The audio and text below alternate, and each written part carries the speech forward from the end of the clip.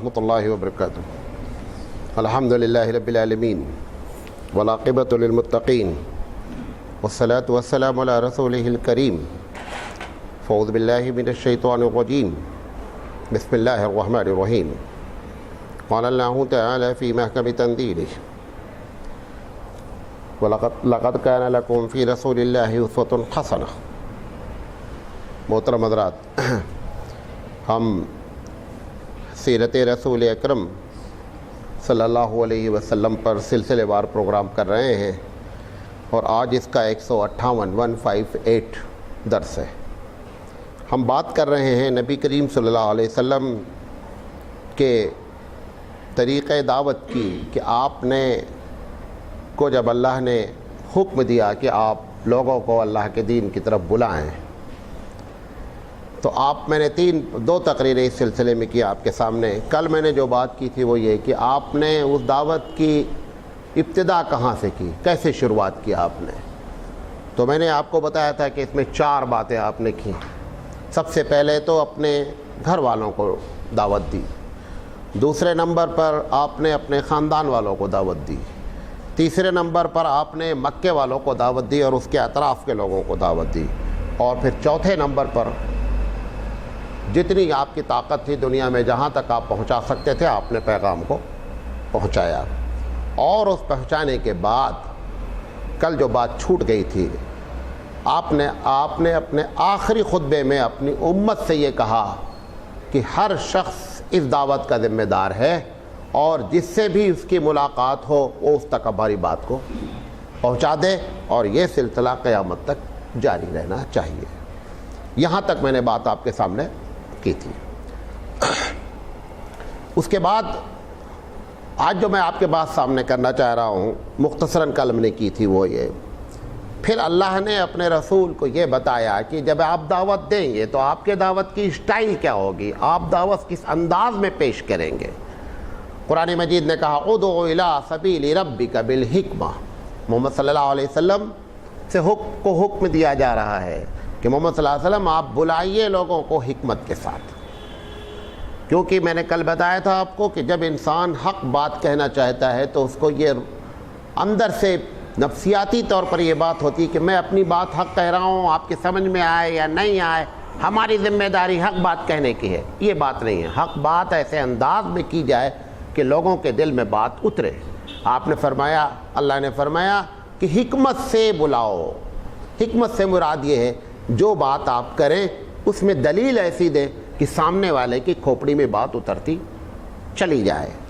جب عیسائیوں نے اللہ کے رسول کے سامنے یہ بات کہی کہ عیسیٰ اللہ کے بیٹے ہیں،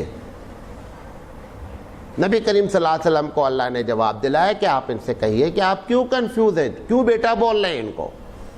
انہوں نے دلیل میں کہا عیسائیوں نے کہ عیسیٰ کا کوئی باپ نہیں ہے، بغیر باپ کے بیٹا نہیں ہوتا، لہذا اللہ ان کا باپ ہے، یہ بیٹے ہیں۔ یہ انہوں نے لاجک پیش کی۔ کس نے؟ کرسچن نے۔ پروردگار عالم نے اپنے نبی سے کہا آپ ان کو جواب دیجئے، اگر یہ وجہ ہے تمہاری ان کو بیٹا بولنے کی تو آدم کو بڑا بیٹا بولو، کیونکہ آدم کے ماں اور باپ دونوں نہیں ہیں، جبکہ آدم کو تم بڑا بیٹا بولنے کے لیے تیار نہیں ہو۔ اب جب یقینی بات ہے کہ ایسا بہترین جواب جب سامنے والوں کو دیا جائے گا تو سامنے والا کیا ہو جائے گا، اس کی کھوپڑی میں بات اتر جائے گی، سوائے یہ کہ اس نے طے کر لیا ہو کہ مجھے صحیح بات ماننی نہیں ہے۔ ایک طبقہ ہوتا ہے، اب جیسے پنکھا چل رہا ہے، آپ یہ طے کر لیں کہ مجھے یہ کہنا ہے پنکھا نہیں چل رہا ہے، اس کا کوئی حل نہیں مسئلے کا۔ ایک طبقہ ہوتا ہے دنیا میں کہ اس نے طے کر رکھا ہے کہ آپ کی کتنی بھی سچی بات ہوگی مجھے نہیں ماننا ہے، اس سے بحث ہی نہیں ہے۔ لیکن اگر کوئی سمجھنے کے لیے تیار ہے تو جب اس کے بعد حکمت سے بیان کی جاتی ہے تو اس کے کھوپڑی میں بات اترتی ہے۔ اللہ کے رسول صلی اللہ علیہ وسلم کو یہ ہدایت فرمائی گئی۔ دوسری بات کہی گئی، یہ ایک منطقی ترتیب ہے۔ منطقی ترتیب کا مطلب فطری ترتیب ہے، نیچرل ترتیب ہے۔ اسی ترتیب سے دعوت کی جائے گی تبھی اس کے اثرات ہوں گے۔ جب ہم کسی کو سمجھائیں گے تو دلیل دیں گے، اگر وہ ہماری بات سمجھ جائے گا نا تب ہم اس کو نصیحت کے انداز میں بات کریں گے۔ تو دوسرا جو طریقہ بتایا گیا ادعو الی سبیل ربک بالحکمہ، پھر کہا گیا والموعظۃ الحسنہ، محمد صلی اللہ علیہ وسلم ان سے جب گفتگو کریں تو نصیحت کے انداز میں کریں.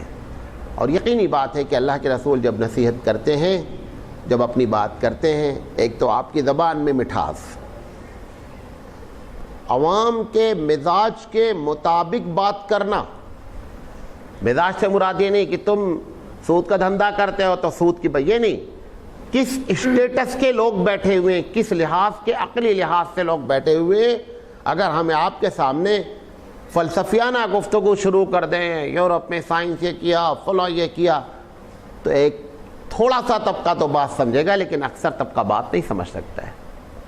اللہ کے رسول صلی اللہ علیہ وسلم نے جب بات کی تو لوگوں کے دماغ کے مطابق بات کی تاکہ ان کو بات سمجھ. جب آپ دیکھیں پورا قرآن پڑھیں، اللہ مثال کیا دلواتا ہے، چھوٹی چھوٹی مثالیں دلواتا ہے کہ دیکھو بھائی اتنا بڑا میں نے آسمان بنایا ہے، اس میں کوئی پلرس نہیں لگایا ہے، تم کو میری قدرت سمجھ میں نہیں آتی ہے. ایسے بات کرتا ہے پروردگار عالم. تو اسی طریقے سے اللہ کے رسول صلی اللہ علیہ وسلم نے عوام کو نصیحت کے انداز میں بات کی. اور جب بات نہیں بنی، سامنے والا کہتا ہے کہ صاحب ڈیبیٹ جسے کہتے ہیں انگلش میں، مناظرہ، کہ صاحب میری باتوں کا آپ جواب دیں. اللہ کے رسول صلی اللہ علیہ وسلم نے کہا ہم اس کے لیے بھی تیار ہیں. اس کا طریقہ بتایا گیا، وَجَادِلْهُمْ بِالَّتِي هِيَ أَحْسَنُ. محمد صلی اللہ علیہ وسلم اگر ان سے کبھی ڈیبیٹ ہو جائے، مناظرہ ہو جائے، تو بھی شرافت کو مد نظر رکھا جائے. گالی گلوج نہیں ہونا چاہیے. ہوتا یہ ہے کہ جب ہم کسی سے ڈیبیٹ پر اترتے ہیں، مناظرے بازی کرتے ہیں، بحث کرتے ہیں، تو ایک دم ہمارا چہرہ بدل جاتا ہے، باڈی لینگویج بدل جاتی ہے، آنکھیں سرخ ہو جاتی ہیں، تھوک نکلنے لگتا ہے. یہ ساری کیفیت ہماری ہونے لگتی ہے جب ہم کسی سے مخالفت کے انداز بات کرتے ہیں. ایسے موقع پر بھی یہ اللہ کے رسول کو جو ہدایت دی جا رہی ہے، اس ہدایت سے ہم سب مراد ہیں کہ اگر ہم کو اب کسی مخالف آدمی سے بات کرنی ہے تو بھی ہم کو اپنا لہجہ، اپنی شرافت کو مد نظر رکھیں. اس طریقے سے رسول اکرم صلی اللہ علیہ وسلم نے دعوت کا کام کیا. یہ 3 بنیادی چیز تھی. اس کے بعد یہ 3 پالیسی کے بعد چوتھی پالیسی یہ تھی اللہ کے رسول صلی اللہ علیہ وسلم کی کہ لوگوں کو ایسی باتیں بتاؤں کہ وہ اسلام کو مشکل نہیں سمجھیں، آسانی سے بات کریں. معاذ بن جبل رضی اللہ تعالیٰ عنہ کو بھیجا آپ نے. بھیجنے کے بعد ساتھ میں حضرت ابو موسیٰ اشعری بھی تھے. کہا دیکھو جا رہے ہو، نئے نئے لوگ ہوں گے، ان کو خوشخبری کی باتیں بتانا کہ یہ کام کرو گے تو جنت چلے جاؤ گے، یہ کام کرو گے اللہ اتنا خوش ہوگا، اتنی نیکی دے گا. پہنچتے ہی یہ نہیں کہنا اگر زنا کر دیے تو جہنم میں ڈال دے گا، اگر تم نے گالی دے دی تو تم کو الٹا لٹکا دے گا. یہ گفتگو کا انداز نہیں اختیار کرنا. انداز جو اختیار کرنا، وہ اختیار کرنا فضیلت کا. یہ جو تبلیغی جماعت کی کامیابی کی بنیادی وجہ، وہ جو گفتگو کرتی ہے وہ فضائل سے گفتگو کرنے کی بنیاد یہ ہے. فضائل سے آدمی کے اندر محبت پیدا ہوتی ہے. آپ کسی مولوی سے کہیں کہ نہیں صاحب دونوں باتیں بتائیں، ٹھیک ہے، اس کا بھی وقت آتا ہے جب ایک آدمی منج جاتا ہے تو اس کے سامنے شراب کی برائی بھی رکھی جاتی ہے، اس کے سامنے پڑوسی کا حق بھی رکھا جاتا ہے. لیکن اگر فضیلت سے گفتگو کی جاتی ہے تو لوگوں کے دماغ میں بات اترتی ہے اور لوگ اس کی طرف رغبت کرتے ہیں. تھوڑے سے وقت میں اس کی جو کامیابی کی بنیاد ہے وہ یہی ہے جو اللہ کے رسول نے معاذ بن جبل اور ابو موسیٰ اشعری سے یہ بات فرمائی کہ جا رہے ہو بشر، خوشخبری سنانا، ولا تنفر، ایسی باتیں نہیں کرنا کہ لوگ اسلام سے نفرت کرنے لگے. ابھی جب ہمارے سامنے دنیا کے اور لوگ ہیں جب بات کرتے ہیں، مثال کے طور پر اسلامی حکومت ہونی چاہیے، وہ پہلے اسلامی حکومت میں ہاتھ کاٹنے کی بات تھی. ارے اسلامی حکومت ہاتھ کاٹنے سے شروع ہوتی کیا؟ اسلامی حکومت میں بڑے اسٹیپس ہیں. تم پہلے دن ہی ہاتھ کاٹنے کی بات سے جب شروع کرو گے. ضیاء الحق نے کیا کیا؟ ضیاء الحق کو اللہ تعالیٰ نے 12 سال دیا. لوگ سمجھتے ہیں کہ مطلب پاکستان میں ضیاء الحق اگر چاہتے تو اسلامی حکومت قائم ہو سکتی تھی. جو 12 سال کا عرصہ ہے، جب تم نے ماشاء اللہ ہی لگا دیا، زبردستی ہی سب کچھ ہے، تو اسلام کو اچھے انداز میں پیش کرنا چاہیے تھا. آپ ان کی تاریخ پڑھیں ضیاء الحق کے زمانے کی کہ ایک آدمی نے کوئی بات کی, جج نے سزا دی کہ اس کو کوڑا مارا جائے, وہ جلاد دوڑ کر دور سے آتا تھا, اس کو کوڑا مارتا تھا. کوڑا مارنے کا شریعت میں طریقہ ہی نہیں ہے. اگر کوئی بھی اس کو مارتے دیکھے گا وہ بولے گا یہ اس سے بڑا جلاد کون مذہب ہو سکتا ہے, کون اس کو قبول کرے گا. اس طریقے سے ضیاء الحق نے جتنی چیزیں نافذ کی اس میں اسلام کی اچھائی کے بجائے لوگوں کے دل میں کیا ہو گیا, نفرت آنے لگی. کوڑا مارنے کے بارے میں ہمارے لکھا ہوا ہے کہ دیکھیں کوڑا غور سے سنیں اس بات کو, وہ جو کوڑا مارنے کی بات کہی گئی ہے اس کا مقصد بندے کو تکلیف پہنچانا نہیں ہے, دوسروں کو نصیحت کرنا ہے کہ اگر تم یہ غلطی کرو گے تو تمہارے ساتھ بھی ایسا ہی ہوگا. اس کوڑے کو مارنا کہاں ہے, چوراہے پر مارنا ہے. سب لوگ دیکھیں مارنا کیسے ہے. جس ہاتھ سے مارنے والا جلاد آیا ہوا ہے, چاہے وہ داہنی ہاتھ سے مار رہا ہو یا بائیں ہاتھ سے, دونوں ہاتھ سے مارتے ہیں بعض لوگ, اس کے ہاتھ میں بائیں یا داہنی طرف کتاب رکھی جائے گی تقریباً 300 پیج کی. غور سے سنیے گا, معلوم نہیں کبھی آپ نے سنا ہے کہ نہیں سنا ہے. یہ کتاب رکھی جاتی ہے. کتاب رکھنے کے بعد جب یہ مارے گا تو کتاب گرنی نہیں چاہیے. اب آپ بتائیے کہ چوٹ مقصد اس کو تکلیف پہنچانا نہیں ہے, لوگوں کے سامنے بے عزت کرنا ہے کہ غلطی کی سزا ہے. اگر آپ نے کھینچ کر مارا تو کتاب کیا ہوگی, کھٹ سے گر جائے گی. لہذا کتاب گرنی نہیں چاہیے. اس طریقے سے مار کی بات کہی گئی ہے. یہ مذہب عجیب و غریب مذہب ہے. اس کی ہر چیز رب کی جانب سے سیٹ کی ہوئی ہے. یہ انسانی مزاج نے اس کو نہیں بنایا ہے.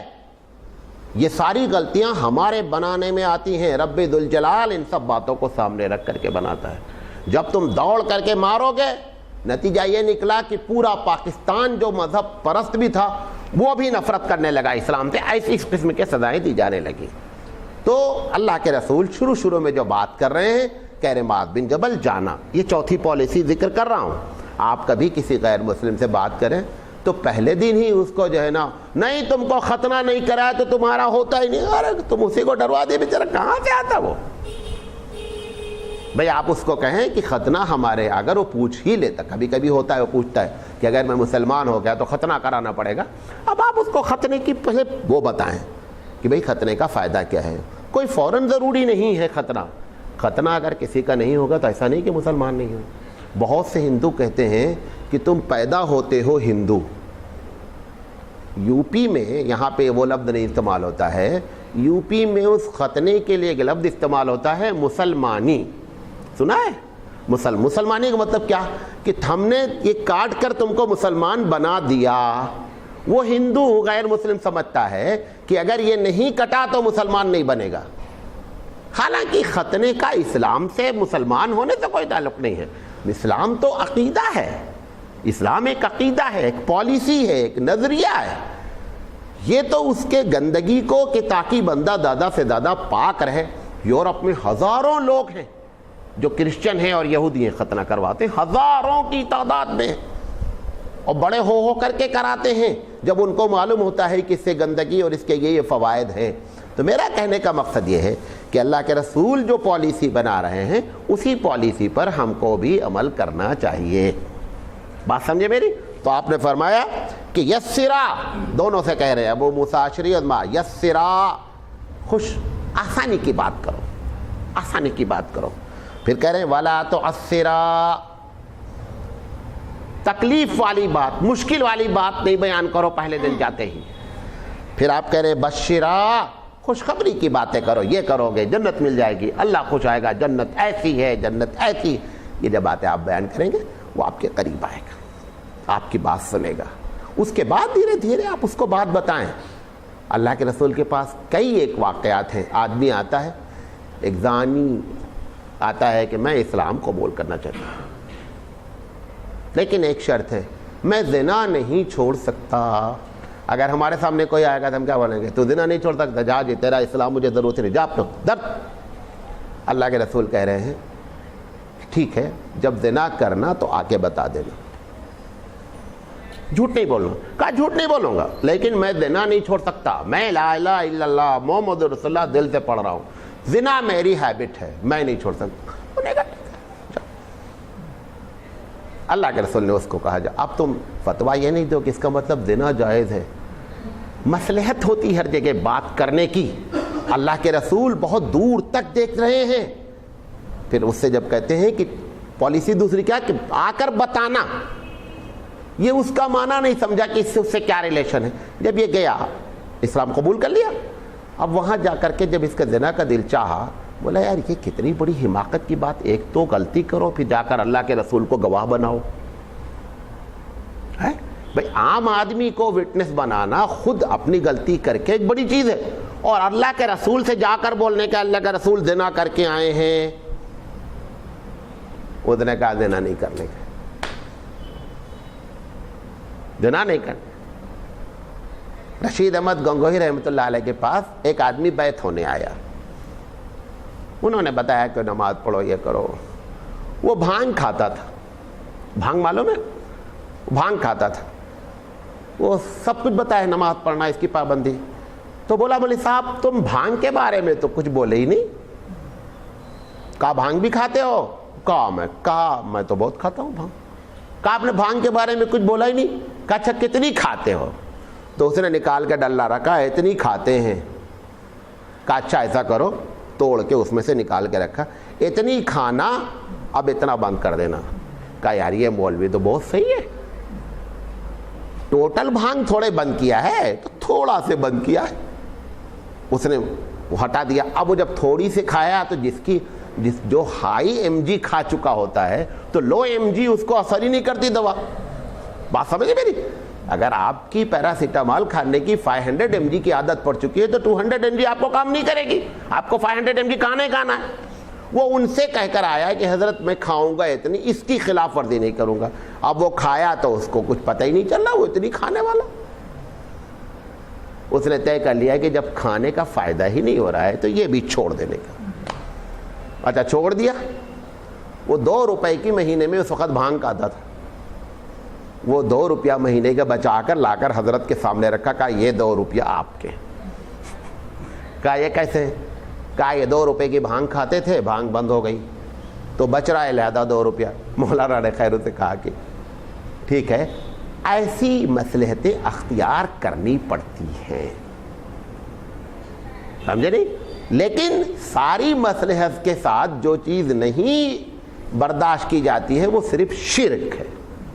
اس کے پہلے میں آپ کو بتا چکا ہوں کہ اسلام قبول کیا ان کے گھر میں اتنا بڑا بت سے لے کر کے پورا سیریل رکھا تھا.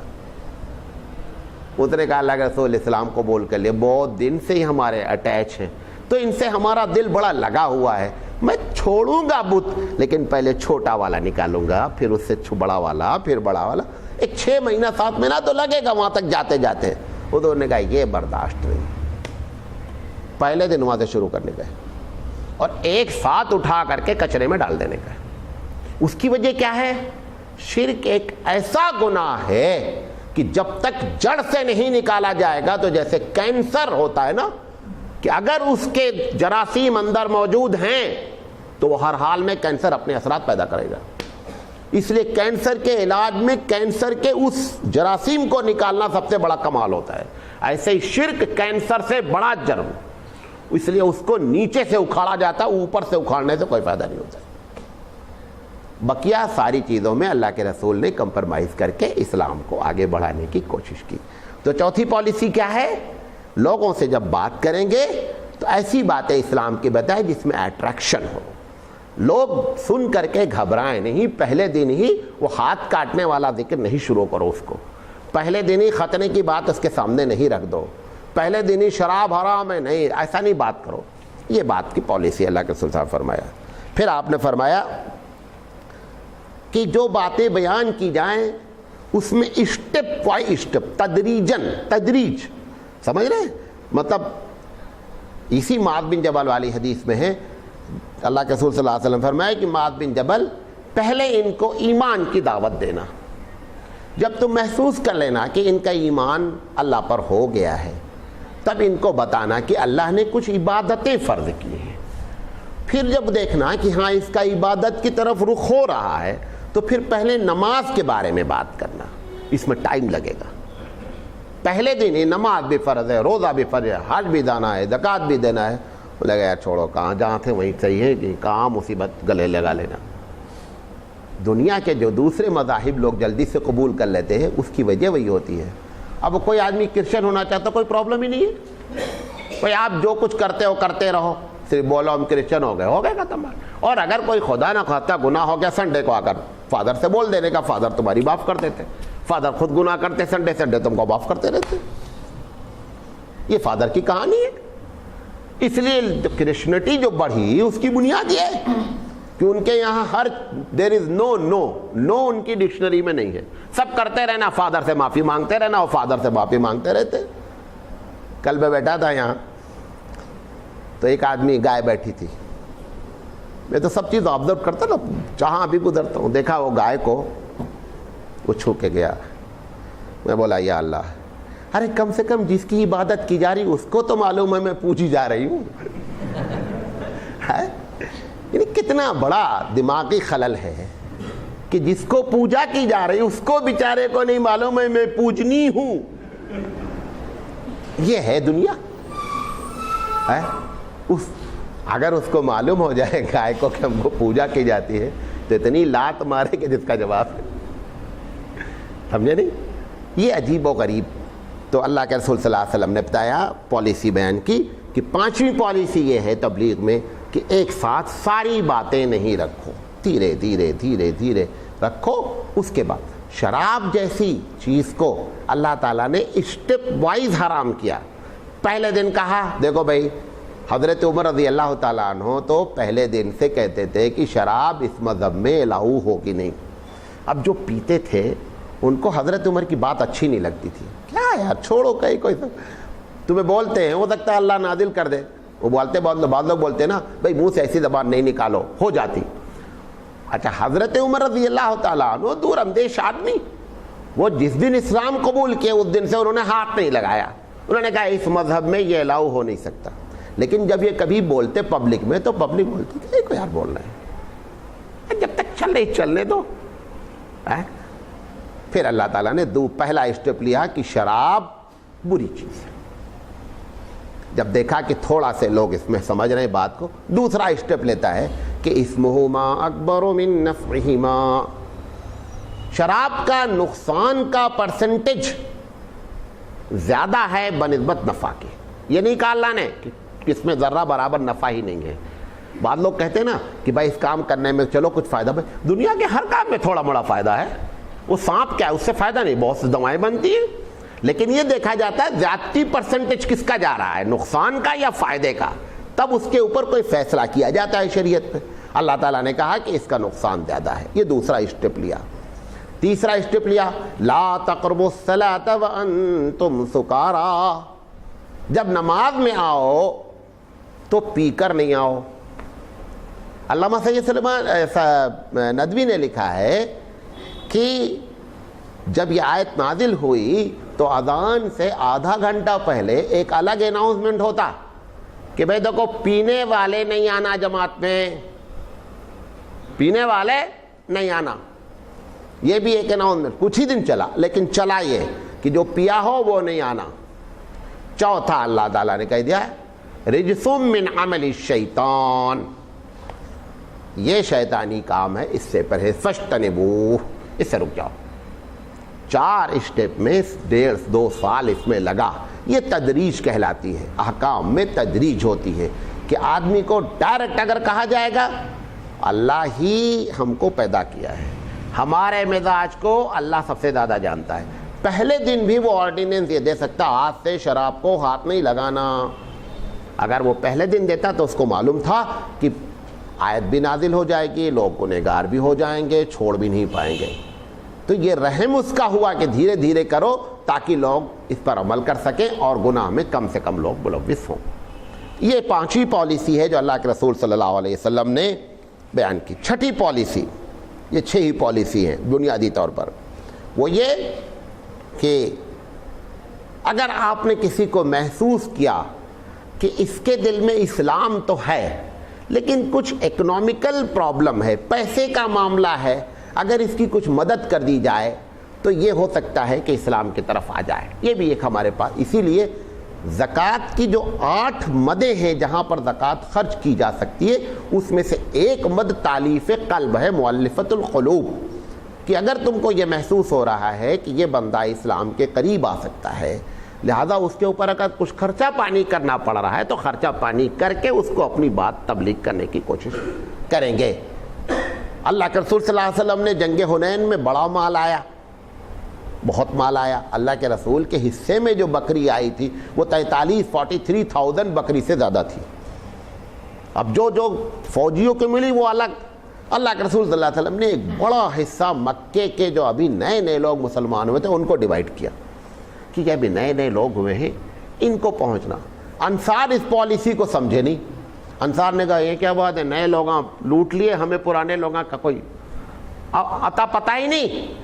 اللہ کے رسول صلی اللہ علیہ وسلم نے بلا کر سمجھایا کہ دیکھو یہ ابھی نئے مسلمان ہوئے ہیں، ان کا دل ابھی تمہاری طرح ان کا ایمان پختہ نہیں ہے، ہم نے ان کو اس لیے دیا تاکہ یہ ہم سے قریب ہو جائیں۔ قریب ہوئے اور اس کا نتیجہ بھی نکلا کہ پھر ماشاءاللہ سب لوگ قریب ہو گئے۔ تو یہ اللہ کے رسول صلی اللہ علیہ وسلم کو پروردگار عالم نے اس طریقے سے اسلام کی تبلیغ کی بات کہی، اور یہی ہمارے اوپر ہے کہ ہم اللہ کے رسول کی زندگی سے نمونہ اٹھا کر کے ہم بھی جب دعوت کا کام کریں تو ان چیزوں کو ملحوظ رکھیں تو انشاءاللہ ہمارے نتائج اچھے برآمد ہوں گے۔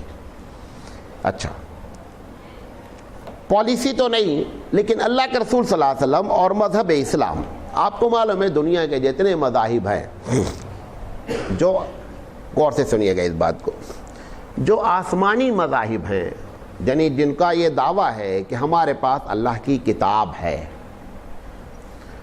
ان کے یہاں جو ان کے مذہب کی بنیاد ہے، جو فاؤنڈیشن ہے، وہ اس بات پر ہے کہ ایک کو انکار کرو گے تب تم یہودی بنو گے۔ نہیں سمجھے میری بات؟ مثال کے طور پر عیسائی کا کہنا یہ ہے کہ اگر محمد صلی اللہ علیہ وسلم کو تم انکار کرو گے تب تم عیسائی بنو گے۔ ہمارے یہاں یہ ہے کہ جب تک سب کو نہیں مانو گے تب تک مسلمان نہیں بنو گے۔ ہمارے یہاں پالیسی مثبت ہے، پازیٹیو ہے، سب کو مانو گے تب مسلمان بنو گے، ایک کا انکار کر دو گے مسلمان نہیں رہو گے۔ ان کے یہاں کیا ہے، جب تک انکار نہیں کرو گے تب تک عیسائی نہیں بنو گے۔ فرق تو سمجھ رہے ہیں؟ ہمارے اور ان کے درمیان میں یہ بنیادی فرق ہے۔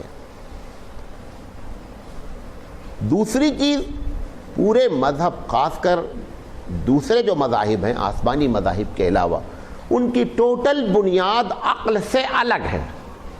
اگر آپ ہندو مذہب کے بارے میں جاننا چاہیں گے، جتنی باتیں وہ کرتے ہیں کھوپڑی میں اترتی ہی نہیں، لہذا انہوں نے ایک فارمولہ بنا لیا، یہ ہماری کلپنا ہے۔ کلپنا کا مطلب یہ ہم نے سوچا ہے، ہم نے مان لیا، ختم بات، دلیل ہمارے پاس نہیں ہے۔ ہمارا مذہب ایسا نہیں، ہم دلیل رکھتے ہیں۔ جو باتیں ہمارے پاس بغیر دلیل کے ہیں کچھ باتیں ہمارے پاس بھی جس کو ہم دنیا کو سیٹسفائیڈ نہیں کر سکتے۔ مثال کے طور پر معراج کا واقعہ ہے، سائنس کی روح سے ہم اس کو اگر لوگوں کے سامنے ہر حال میں بیان کرنا چاہیں کہ نہیں تم کو ہم مطمئن کر لے جائیں گے تو ہمارے لیے ممکن نہیں ہے۔ ایسی چیزوں کو ہمارے یہاں عقیدے میں نہیں رکھا گیا۔ ایک آدمی کہتا ہے کہ قرآن میں کہیں نہیں لکھا ہے معراج کا واقعہ، میں نہیں مانتا۔ جو معراج ہوئی ہے، یہ معراج اللہ تعالیٰ نے نبی کریم صلی اللہ علیہ وسلم کو خواب میں کرائی ہے، وہ کہتا ہے اسلام سے خارج نہیں ہوگا، یہ کوئی ضروری نہیں ہے وہ۔ اور صحابہ سے آج تک اس مسئلے میں اختلاف ہے۔ میں اس کو لمبا نہیں چھڑنا چاہ رہا ہوں، بتانا چاہ رہا ہوں کہ ہمارے پاس جو باتیں عقل میں نہ آنے والی ہیں خدا نہ خواستہ، ان کا تعلق ہمارے عقیدے سے جڑا نہیں ہے۔ جتنی باتیں ہیں اللہ کے رسول جب سامنے بات کرتے تھے تو عقل سے اپیل کرتے تھے، عقلی طور پر باتیں کرتے تھے، اور زمین کو، آسمان کو، ستارے کو، انسان کی ذات کو، ان سب کو کہتے تھے کہ تم اپنے بارے میں غور نہیں کرتے ہو۔ بھائی زبان پر کوئی چیز رکھو، سیکنڈ سے کم حصے میں بتاتی ہے کہ یہ کڑوی ہے چیز، میٹھی ہے چیز۔ ایک آپ سوچتے نہیں اس سے پہلے آپ کو بتا دیتی کیسی ہے۔ زبان جسم کا ایک چھوٹا سا ٹکڑا ہے، ہاتھ پہ رکھو ہاتھ بھی ٹکڑا ہے، ہاتھ پہ رکھو ہاتھ نہیں بتاتا کہ کڑوا ہے میٹھا ہے کیا ہے، نہیں بتاتا ہے۔ تو وہ جو زبان بتا رہی ہے اس کے اندر کس نے یہ صفت رکھی ہے کہ وہ بتا دے آپ کو؟ اس قسم کی بات اللہ کے رسول ان سے کرتے تھے کہ اپنے بارے میں سوچو کہ اگر تم خود بنائے ہو تو بتا دو کون سا کیمیکل تم نے لگا دیا ہے۔ تم نے کوشش کی ہے اپنی آنکھ کو بنانے کی، آج دنیا کلر فوٹو نکال رہی ہے، آج کے 30-35 سال بلیک اینڈ وائٹ 2 فوٹو نکلتے تھے۔ ہماری آنکھ آدم علیہ السلام کے زمانے سے ایک ساتھ 50 رنگ رکھو، 50 رنگ کو دیکھ کر الگ الگ کوئی کنفیوز نہیں ہے کہ لال کو کالا بولے نہیں گڑبڑ ہو رہا ہے، یہ سفید ہو رہا ہے، کچھ نہیں۔ ایک ساتھ 50 رنگ رکھو، 50 رنگ کو ڈیفائن کر کے بتاتی ہے، یہاں تک بتاتی ہے کہ یہ بہت ہرا ہے، یہ لائٹ ہرا ہے، یہ طوطا والا ہرا ہے، یہ پتی کے کلر کا ہرا ہے، اس ہرے کو بھی ڈیفائن کرتی ہے۔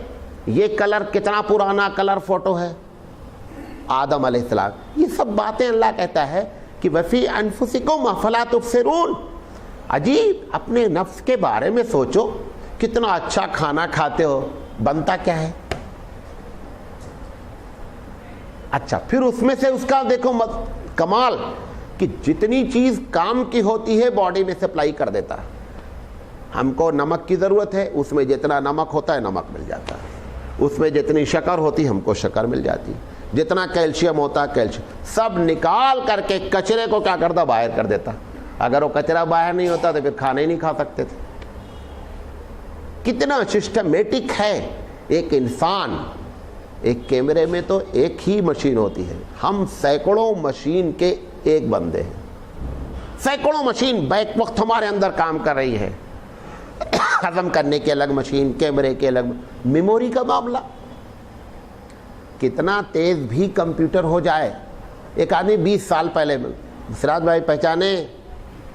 ہاں تو ہمارے ساتھ پڑھتے تھے، 20 سال ہم نے ریوائنڈ کیا، جا کر کے وہاں سے پکچر نکالی اس کی، وہاں سے فوٹو نکال کر ہمیں بتایا تو ہمارے کلاس فیل ہوتے فلاں جگہ پڑھتے تھے۔ کتنی تیز ریوائنڈ کرتا ہے، حیرت ہوتی ہے۔ تو یہ سب پروردگار عالم اس چیز سے عقل سے گفتگو کرواتا ہے کہ محمد صلی اللہ علیہ وسلم یہ سب باتیں ان سے کرو، بتاؤ کہ یہ کمال پروردگار عالم نے رکھا ہے۔ سب کو ملا کر کہتا ہے تلک آیات الکتاب الحکیم، یہ اللہ کی جو کتاب ہے اس میں نشانیاں ہی نشانیاں ہی۔ میں نے کسی نکاح کی محفل میں کہا تھا کہ جب اللہ آیات کہتا ہے تو اس کا مطلب ہوتا ہے کہ یہ میں بنا سکتا ہوں، تم نہیں بنا سکتے۔ سورج میں نے بنایا ہے، سب لوگ مل کر ایک سورج بنا دو، نہیں بنا سکتے۔ ایک چھوٹی سی مکھی ہوتی ہے، اڑتی ہے بڑی تیز، مار دیا آپ نے، سارے دنیا کے سائنٹسٹ بلا کے بولو بیٹا اس کو ایک مرتبہ اڑا دو تم، سب کا علم سب کچھ ختم ہو جاتا ہے اس ایک مکھی کی موت کے بعد۔ یہ سب پروردگار عالم کا کمال ہے جو انسان کے ساتھ ہے۔ وہ خطاب کر کے کہتا ہے کہ دیکھو یہ جو کتاب، اب غور سے سنیے، یہ ساری باتیں اس کتاب میں لکھی ہیں جو انسانی عقل میں سوچ بھی نہیں سکتی، اس کو اگر یہ ذکر کر رہا ہے لہذا یہ کتاب اللہ کی ہے، اس میں جتنی باتیں کہی گئی اللہ کی ہیں، لہذا اس پر آپ کو ایمان لانا ہے۔ کوئی چیز اس میں ایسی نہیں ہے جس کو آپ یہ بیان کر سکیں کہ اس کے اندر کیا ہے، تضاد ہو رہا ہے، یہ بات سمجھ میں نہیں آ رہی ہے، یہ معاملہ ہے۔ لوگ لکھنے والے نیٹ پہ ڈالتے رہتے ہیں فلاں چیز خلاف ہے، فلاں چیز خلاف ہے، لیکن چونکہ جب آدمی تعصب کا چشمہ لگاتا ہے نا، ایک یہ چشمہ کالا ہے، کبھی کبھی ہمیں یاد نہیں رہتا کالا ہے، ہم دھوپ میں نکلتے ہیں، ہم کو لگتا بدلی ہے، پھر فوراً اتار کر دیکھتے ہیں بدلی ہے کہ نہیں ہے، تو وہ چشمے کی وجہ سے بدلی نظر آ رہی ہے۔ ایسے ہی جب تعصب کا چشمہ لگا لیا جاتا تو صحیح چیز بھی آپ کو کیا ہے غلط نظر آئے گی۔ کسی چیز کو سمجھنے کے لیے چشمہ اتارو، بادل صاف ہے، کالے رنگ کا چشمہ لگا کر کے بادل کی صفائی نہیں معلوم ہوگی، چشمہ اتار کے دیکھنا پڑے گا۔ تو جو تعصب ہے اس وجہ سے وہ نیٹ پہ یا ادھر ادھر کتابیں لکھ دیتے ہیں، لیکن حقیقت یہ ہے کہ قرآن مجید اللہ کا کلام ہے، اس میں جتنی باتیں کہی گئی ہیں پروردگار اعلیٰ ہماری عقل سے اس کو اپیل کرواتا ہے اور یہ بتانا چاہتا ہے کہ یہ میرا ہی کمال ہے، ورنہ تم اس قسم کی بات آج کے 1400 سال پہلے کہہ بھی نہیں سکتے تھے۔ نبی کریم صلی اللہ علیہ وسلم نے اسی کتاب کو ان کے سامنے پڑھنا شروع کیا۔ سب عقل کی باتیں تھے، لوگ پریشان ہو۔ کل بھی میں نے آپ کو بتایا تھا کہ اس کتاب میں سارا، سید سلیمان ندوی تو بہت زور دے کر کے یہ بات کہتے ہیں کہ نبی کی تبلیغ کا واحد ذریعہ اللہ کی کتاب تھی۔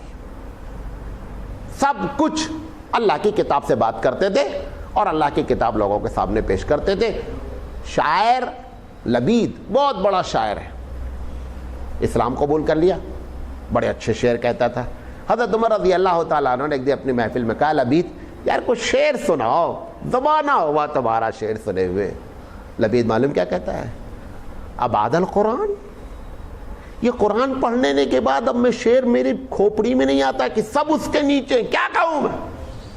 یہ کتاب میں وہ کمال ہے، وہ لٹریچر ہے کہ شعر ہمارا کچھ نہیں، گرچہ لبید تھا، اتنا لوگ اس کو مانتے دے رہے تھے اردو میں غالب یا علامہ اقبال، یہ حیثیت تھی لبید کی اس کے زمانے میں۔ وہ کہتا ہے کہ قرآن آ جانے کے بعد اب ہم کو شعر جب کہتے ہیں تو مجھے شرم لگتی ہے کہ میں اس کے سامنے بچہ ہوں، چوزا ہوں۔ یہ تو ہماری بدقسمتی ہے کہ ہم اس کتاب کو جانتے نہیں ہیں، سمجھے نہیں؟ جب یہ باتیں کہی جاتی ہیں تو صرف آپ ایمان کی حد تک ہی آپ کو سمجھ میں آتا ہے، کیونکہ اس کا مزہ آتا ہی نہیں ہے۔ آپ نے طے کر رکھا ہے کہ اس کو سمجھنا ہی نہیں ہے، آپ نے طے کر رکھا ہے رمضان میں صرف پڑھنا ہے۔ وہ جتنا آپ پڑھ رہے ہیں وہ اتنا ہماری زندگی میں اس کے اثرات مرتب ہو رہے ہیں۔ لیکن اگر اس کتاب پر عمل شروع کیا جائے، اس کتاب کو سمجھنے کی کوشش کی جائے، تو آج بھی اسی رب کی نازل کردہ ہے، ہمارے اندر وہ تبدیلیاں آ سکتی ہیں۔ عقلی لحاظ سے باتیں اس میں جتنی کہی گئی ہیں ساری کی ساری دماغ میں آنے والی ہیں۔ آخری بات کہہ کر کے اپنی بات ختم کروں گا۔ اس تبلیغ کے لیے اللہ کے رسول کی ایک پالیسی اور بھی تھی کہ اس میں زبردستی نہیں کی جائے۔ ہندی میں کہتے ہیں کہ باندھے بنیا بازار نہیں لگتا۔ اگر آپ پرچون والے کو پکڑ کے بولو کہ یہاں بازار لگاؤ، ایسے بازار نہیں لگا، اس کا خود دل چاہے گا تو بازار میں آئے گا، بازار لگے گی۔ آپ باندھ کر کے بازار نہیں لگا سکتے۔ ایسے ہی اسلام ہے، زبردستی کسی کو اسلام اگر آپ قبول بھی کرا لیں کوئی فائدہ نہیں ہے۔ لہذا اللہ کے رسول صلی اللہ علیہ وسلم کو پالیسی بیان، لا اکراہ فی الدین، محمد صلی اللہ علیہ وسلم دین میں کوئی زور زبردستی نہیں۔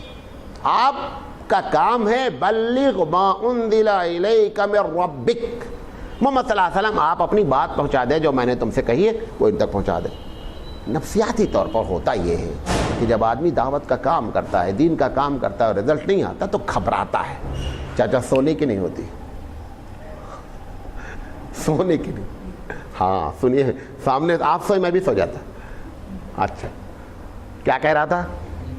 یہ پرابلم ہے، کیا کہہ رہا تھا؟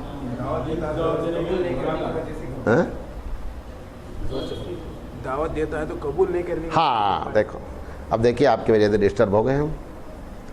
دعوت جب دیتا آدمی اور اس کی بات لوگ نہیں قبول کرتے تو نفسیاتی طور پر بیچارہ پریشان ہوتا ہے بندہ کہ میں اتنی اچھی بات کہہ رہا ہوں، اس کے اللہ اس کے دماغ میں گھس کیوں نہیں رہی ہے۔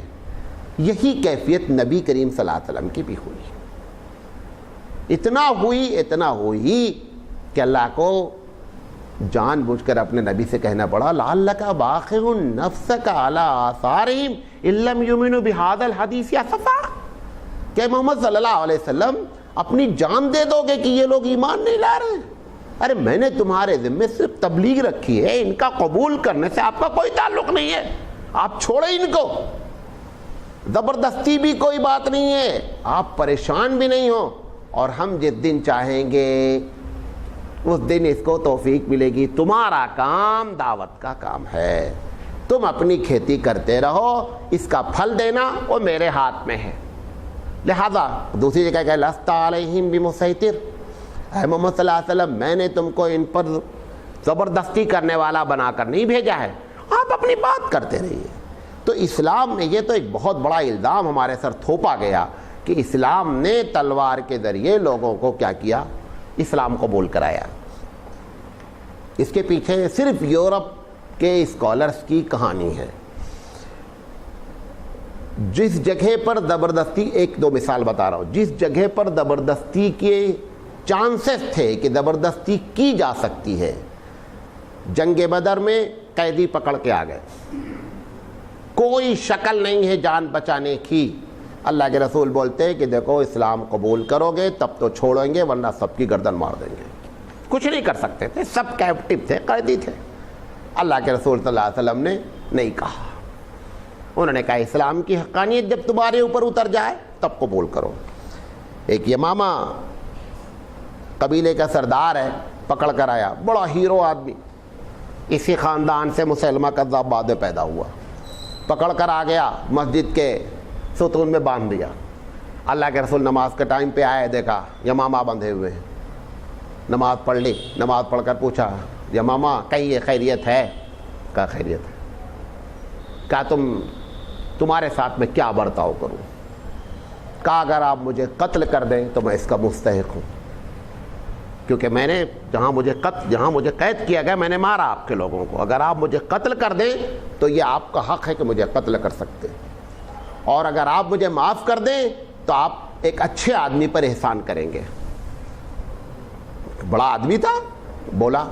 अल्लाह के रसूल चले गए सुन्नत पढ़ने घर में, कुछ नहीं बोले, खाना पानी उनको देते रहे लोग, पेशाब पाखाना जहाँ जाना था कराते, फिर लाके बांध देते। दूसरे दिन फिर आए अल्लाह के रसूल, अस्सलाम वालेकुम, खैरियत है? जी खैरियत है। कहा फरमाइए आपके साथ क्या बर्ताव किया जाए? उधर कहा मैंने कल भी कहा था, आज भी कह रहा हूँ, कत्ल कर दो तो मैं मुस्तहिक हूँ कत्ल का, माफ़ कर दो तो आप एहसान करने वाले हैं। फिर उधर ने सोचा कि अभी तक इसकी बात खोपड़ी में उतरी नहीं है। तीसरे दिन फिर पूछा, हाँ उमाम ये खैरियत है? कहा कि हाँ खैरियत है। कहा आपके साथ क्या बर्ताव किया जाए? कहा मैं तो 2 दिन से कह रहा हूँ। वो दोनों का खोल दो इसको, खोल दो, जाने दो। बहुत बड़ा सरदार था, अब साहबी बड़े परेशान हो गए, ये तो बड़ा फितना है, जा कर के वहाँ से फौज कशी करेगा, कितने लोगों को मारा है, मज़ीद मरवाएगा। लेकिन ये सहाबी सब समझते थे कि गाइडेड बाई अल्लाह हैं, जो कर रहे हैं चुपके सुनो। उन्होंने खोल दिया, वो चले गए। अब लोग समझ रहे हैं कि बंदा भाग गया, अल्लाह के रसूल को इत्मीनान है, देखते क्या होता है। मदीने के बाहर गए, जा कर के एक चश्मा था, वहाँ नहाए, गुस्ल किए, वहाँ से वापस आए। कहा अल्लाह के रसूल मेरे दिल में इस्लाम उतर गया, मैं इस्लाम कबूल करना चाहता हूँ। यहाँ पे ज़बरदस्ती की जा सकती थी, ये बताना चाह रहा हूँ आपको। जहाँ पे ज़बरदस्ती के चांसेस थे वहाँ भी अल्लाह के रसूल ने ज़बरदस्ती नहीं की। जंग हुनैन में 6000 कैदी पकड़े गए। कितने? 6000 और कुछ ज़्यादा, चिल्लर भी उसमें हैं। सारे के सारों को अल्लाह के रसूल चाहते तो ज़बरदस्ती इस्लाम कबूल करा लेते, और या सबकी गर्दन क्या करते, मरवा देते।